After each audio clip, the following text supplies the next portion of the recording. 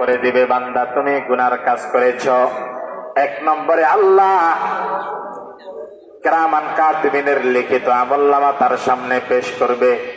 দুই নম্বরে যেই জায়গার মধ্যে গুনাহ করেছে জায়গাটা তার বিরুদ্ধে সাক্ষী দিবে। তিন নম্বরে পুরা শরীরের সব অঙ্গ প্রত্যঙ্গ তার বিরুদ্ধে যখন সাক্ষী দিয়ে দিবে, এবার বান্দা মিথ্যা বলার আর কোন সুযোগ আছে? নাই। অস্বীকার করার কোন সুযোগ আছে? নাই। আল্লাহ আবার প্রশ্ন করবে, বান্দা তিনটা মাধ্যমে আমি প্রমাণ করে দিলাম তুমি গুনাহ করেছ, এবার তুমি জবাব দাও কেন গুনাহ করেছ। এবার অস্বীকার করার কোন সুযোগ নাই। এবার বান্দা বাহানা তালাশ করবে, আর অস্বীকার তো আর করার সুযোগ নাই। এবার বাহানা তালাশ করবে, বলবে আল্লাহ অমুকের কারণে গুনাহ করেছি, তমুকে আমাকে দিয়ে গুনাহ করাইছে, ওই নেতার কারণে আমি গুনাহ করছি, ওই শয়তানের দোহাই দিবে, শয়তানে আমাকে দিয়ে গুনাহ করাইছে। অর্থাৎ নিজের ঘাট থেকে দোষটা অন্যের কাঁধে চাপাই দেওয়ার চেষ্টা করবে।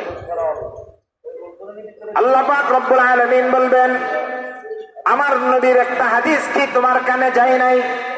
নবীজি বলেছেন, লা তাআতা লিমাখলুকিন ফি মাসিয়াতিল খালিক।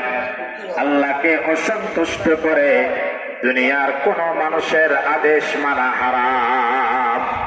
আল্লাহকে নারাজ করে মা বাবার কথা মানাও হারাম। আল্লাহকে নারাজ করে উস্তাদের কথা মানাও হারাম। আল্লাহকে বেজার করে পীর মুর্শিদের কথা মানাও হারাম।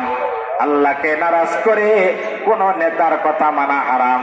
আল্লাহকে নারাজ করে শয়তানের কথাও মানা হারাম। তাহলে আল্লাহর হুকুমের বিরুদ্ধে গিয়া দুনিয়ার কোন মানুষের আনুগত্য করা যাবে না। তাহলে আমি আল্লাহর আদেশের বিরুদ্ধে গিয়া নেতার কথা তুমি মানলে কেন? যার কারণে তুমিও জাহান্নামে যাবে, নেতাও জাহান্নামে যাবে। আমার আদেশের বিরুদ্ধে গিয়া শয়তানের আদেশ মানলে কেন? এই জন্য তুমিও জাহান্নামে যাবে, শয়তানও জাহান্নামে যাবে। কোন প্রকারের বাহানা দিয়ে হাসরের ময়দানে বাঁচা যাবে না। আল্লাহ আবার জিজ্ঞেস করবে, বান্দা এবার বলো কেন তুমি পাপের কাজ করেছ? অস্বীকার করার সুযোগ আর আছে? নাই। বাহানা দেওয়ার সুযোগ আছে? নাই। এবার বান্দা চুপ থাকবে। আল্লাহ ফেরেশতাদেরকে আদেশ করবে, এর গলায় জাহান্নামের আগুনের শিকল পরায়া টেনে টেনে তাকে জাহান্নামে নিয়ে যা। বাঁচার কোনো উপায় নাই।